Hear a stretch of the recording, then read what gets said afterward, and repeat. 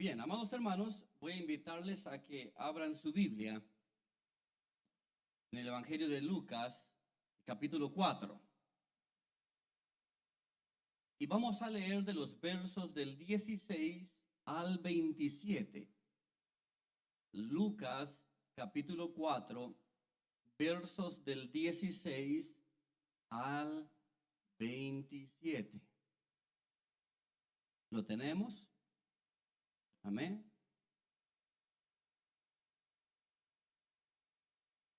La palabra del Dios eterno dice así, que lleve la lectura con su vista. Vino a Nazaret, donde se había criado, y en el día de reposo entró en la sinagoga, conforme a su costumbre, y se levantó a leer. Y se le dio el libro del profeta Isaías, y habiendo abierto el libro, halló el lugar donde estaba escrito: El Espíritu del Señor está sobre mí, por cuanto me ha ungido para dar buenas nuevas a los pobres, me ha enviado a sanar a los quebrantados de corazón, a pregonar libertad a los cautivos y vista a los ciegos, a poner en libertad a los oprimidos, a predicar el año agradable del Señor. Y, enrollando el libro, lo dio al ministro y se sentó. Y los ojos de todos en la sinagoga estaban fijos en él. Y comenzó a decirles: Hoy se ha cumplido esta escritura delante de vosotros. Y todos daban buen testimonio de él, y estaban maravillados de las palabras de gracia que salían de su boca, y decían: ¿No es este el hijo de José? Él les dijo: Sin duda me diréis este refrán: médico, cúrate a ti mismo. De tantas cosas que hemos oído que se han hecho en Capernaum, haz también aquí en tu tierra. Y añadió: de cierto os digo que ningún profeta es acepto en su propia tierra. Y en verdad os digo que muchas viudas había en Israel en los días de Elías, cuando el cielo fue cerrado por 3 años y 6 meses, y hubo una gran hambre en toda la tierra, pero a ninguna de ellas fue enviado Elías, sino a una mujer viuda en Sarepta de Sidón. Y muchos leprosos habían en Israel en tiempo del profeta Eliseo, pero ninguno de ellos fue limpiado, sino Naamán el sirio. Bien, lo que acabamos de leer, Mateo lo dice con las siguientes palabras. En cuanto a cuál era el pensamiento del pueblo en Nazaret y que conocían a Jesús, esta fue su reacción luego de la enseñanza de Jesús. Y la gente decía: ¿de dónde ha sacado esta sabiduría y estos poderes? ¿Es que no es el hijo del carpintero? ¿No le dicen a su madre María y a sus hermanos Santiago y José y Simón y Judas? ¿No viven también aquí sus hermanas? ¿De dónde se ha sacado él todo esto? Y se escandalizaban de él. Jesús les dijo: no hay profeta en su propia tierra y en su propia casa. Y no realizó allí muchas obras de poder por culpa de la incredulidad de ellos. Hoy quiero tratar con ustedes el cierre de la serie de milagros que estuvimos desarrollando en las últimas semanas.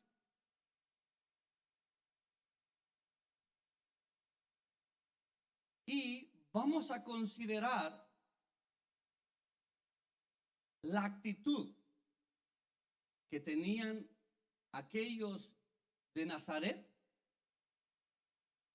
que habían visto crecer a Jesús, que conocían a Jesús, ahora que Jesús, en su calidad del cumplimiento de su ministerio, visita este pueblo, que por cierto no era tan pequeño, al menos habían unas 20,000 personas en ese pueblo o en esa ciudad.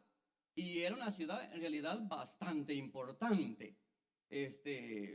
Hay un flujo bastante frecuente de personas en esa área. Ahora, todos aquellos que conocían a Jesús, luego de que él había enseñado en la sinagoga, no ignoraban el poder que tenía Jesús, porque ellos reconocían que sanaba a algunos. ¿De dónde tiene este poder? Reconocían que tenía poder, reconocían que tenía gracia, reconocían que tenía sabiduría, pero en la mente de aquellos que le habían conocido había un obstáculo. El obstáculo de la incredulidad. Y aunque estaban viendo señales, estaban escuchando sabiduría, estaban viendo tal gracia en Jesús y no ignoraban esto, ellos se determinaron a, en lugar de creer, dar lugar a la incredulidad por una serie de preguntas en relación a la vida y el crecimiento de Jesús. Están ellos discutiendo, lo conocemos. Conocemos a su madre, conocemos a sus hermanos, conocemos a sus hermanas. Entonces, ¿de dónde? ¿De dónde pudo obtener tal sabiduría y tal poder? El resultado es que Jesús salió de Nazaret sin hacer muchos milagros allí. Ahora, no porque Jesús no tuviera poder para hacerlo, sino que había una barrera en el pensamiento de las personas que llamamos incredulidad. Ahora, aquí hay una gran lección. En cualquier culto, en cualquier iglesia, en cualquier congregación, las personas predican más de la mitad del sermón.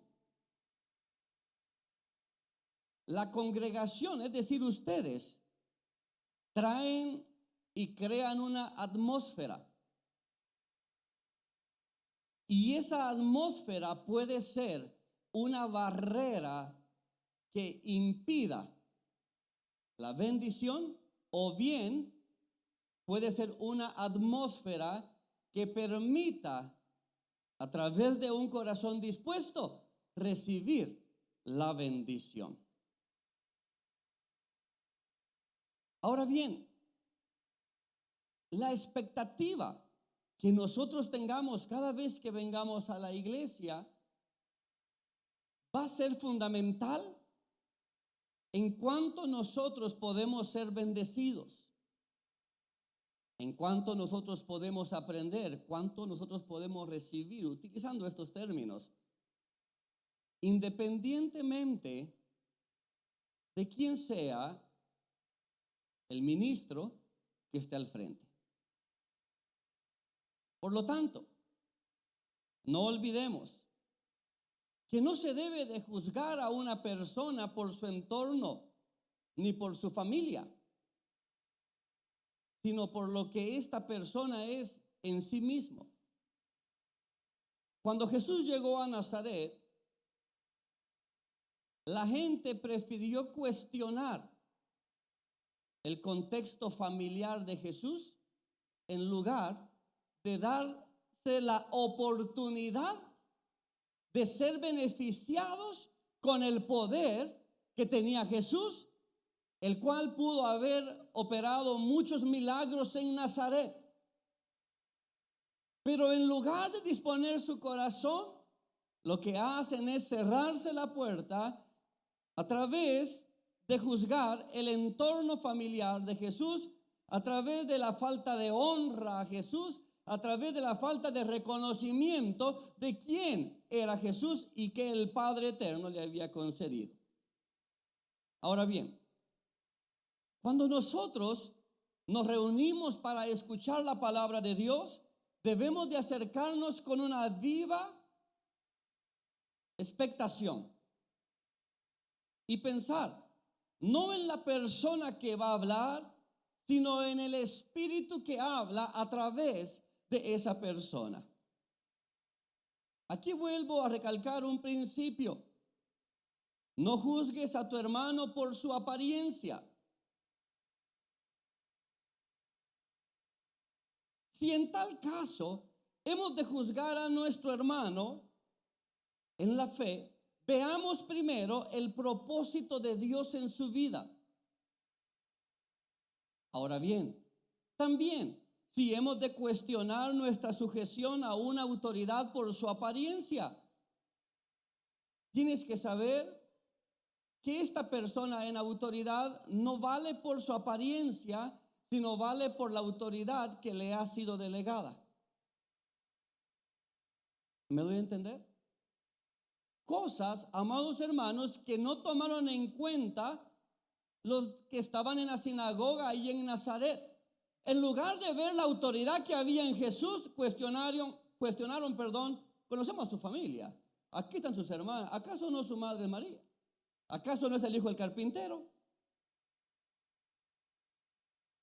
En lugar de ver el poder, y no solo eso, que el rollo que Jesús había elegido para leer era la profecía de Isaías, en el cual Jesús declaraba que el Espíritu de Dios estaba sobre él.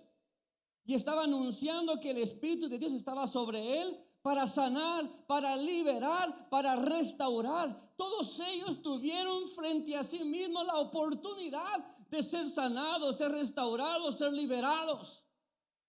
Pero tenían un bloqueo mental a causa de la incredulidad, a causa de juzgar a Jesús por su contexto en lugar de prestar atención al Espíritu que estaba en él.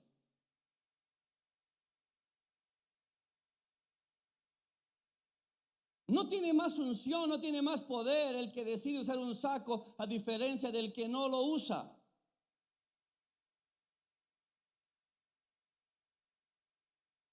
Sino es en el nombre de quien está hablando y qué espíritu es el que está operando en él. Dios desea obrar milagros en nuestras vidas. Dios desea bendecirnos. Dios desea, amados hermanos, llevarnos de gloria en gloria, de victoria en victoria. Esa es su buena, agradable y perfecta voluntad para con cada uno de nosotros. Él ha anunciado que tiene planes de bien y no de mal para cada uno de nosotros, a efecto darnos un fin lleno de esperanza, una meta llena de esperanza, una vida llena de esperanza. Pero cuando se trata, amados hermanos, de ser bendecidos, cuando se trata, amados hermanos, de disponernos para recibir lo que Dios tiene para con nosotros, es importante que eliminemos de nuestra mente la barrera de la incredulidad y que por favor no alimentemos la incredulidad con cuestionamientos tan limitantes como son lo que sus ojos pueden ver.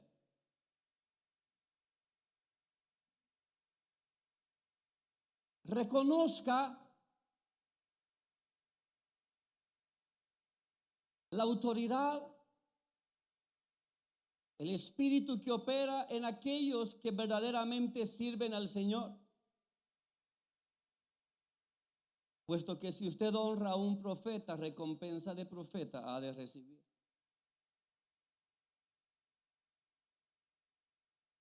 Amados hermanos, pero bueno, la barrera de la incredulidad es algo con lo cual todos lidiamos en realidad. Número uno, ¿qué es ser incrédulo? Ser incrédulo es tener dificultad en creer en algo.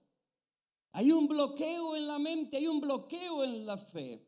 Ahora, la incredulidad es algo que está arraigado en la naturaleza caída del ser humano.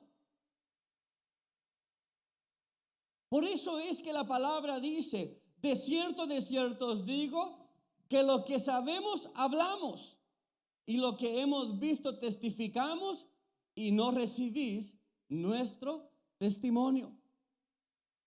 Es decir, amados hermanos, la naturaleza caída que heredamos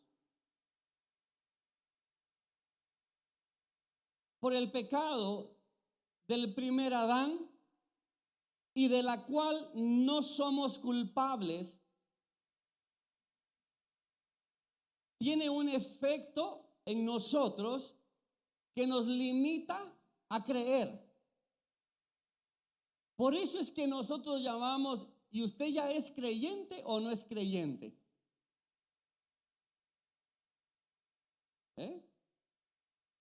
¿Usted ya es creyente? ¿Se determinó a creer?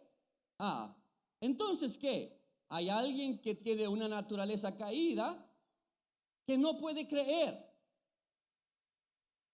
Ahora bien, es por eso que el apóstol Pablo enseñaba, amados hermanos, que el hombre no regenerado, que el hombre que no ha nacido de nuevo, no percibe las cosas que son del Espíritu de Dios. Es más, para esta persona le son locura las cosas espirituales. Ahora, no lo culpemos, la cuestión es que aún está bajo el gobierno de una naturaleza caída. Aún no ha sido regenerado, aún no ha nacido de nuevo. Por lo tanto, no entiende las cosas espirituales que únicamente las entienden aquellos que son del Espíritu. Y el nuevo nacimiento es una obra que corresponde al Espíritu de Dios. Ahora, amados hermanos, por lo tanto, el que no tiene el Espíritu no acepta lo que procede del Espíritu de Dios, pues para él son cosas denominadas como una locura. No puede entenderlo porque hay que discernirlo espiritualmente. Alguien operando bajo una naturaleza caída no puede discernir las cosas espiritualmente. Las va a discernir a su propio juicio, pero no espiritual. Por lo tanto, lo primero que quiero explicar es que un efecto de la naturaleza caída en el ser humano es la incredulidad. Ahora, amados hermanos, nosotros ya nacimos de nuevo, amén. Gloria a Dios, ya fuimos regenerados. Por lo tanto, no debemos de operar bajo la incredulidad que corresponde a quien está gobernado por una naturaleza caída, pues. Ahora, ¿cuál es la consecuencia de esto? ¿Por qué no nos conviene ser no creyentes y por ende nos conviene ser creyentes? ¿Cuál es el juicio que espera a los que persisten, insisten y son necios en seguir siendo incrédulos? Vea usted, toda una generación de israelitas pereció en el desierto.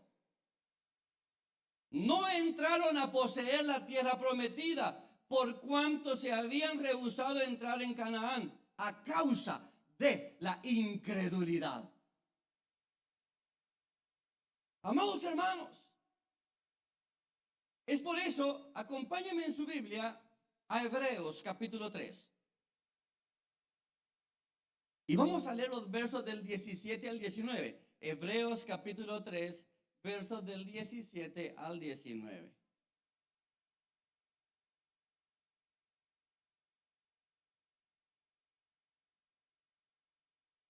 Gloria al Señor.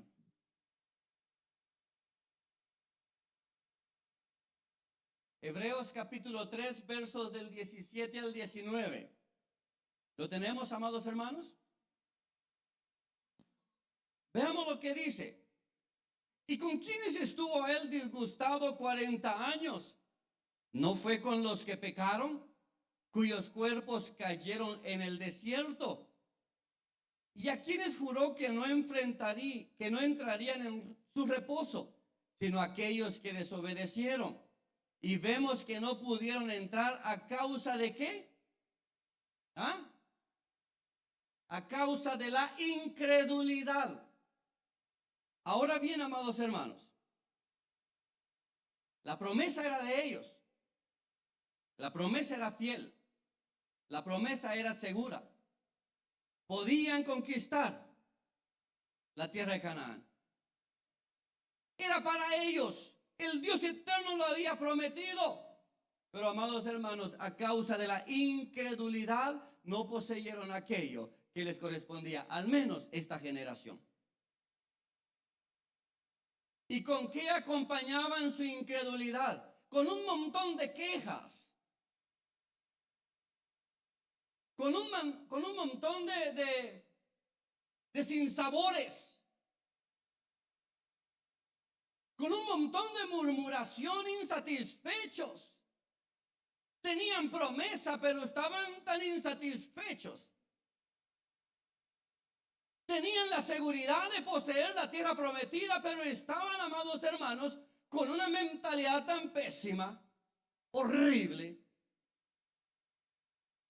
que los llevó a tener que morir en el desierto. Y no solo eso, Dios estaba enojado con ellos. ¿Cómo es posible?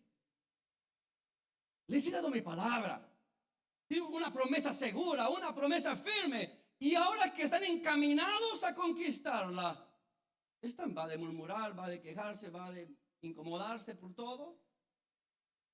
Y no se puede. No alimente la incredulidad con ello. Los de Nazaret alimentaron la incredulidad que había en su mente, cuestionando el contexto familiar de Jesús, cuestionando al hijo del carpintero. Alimentaron su incredulidad.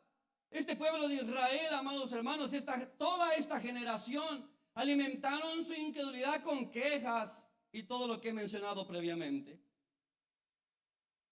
He mencionado que en Nazaret Jesús no pudo hacer muchos milagros.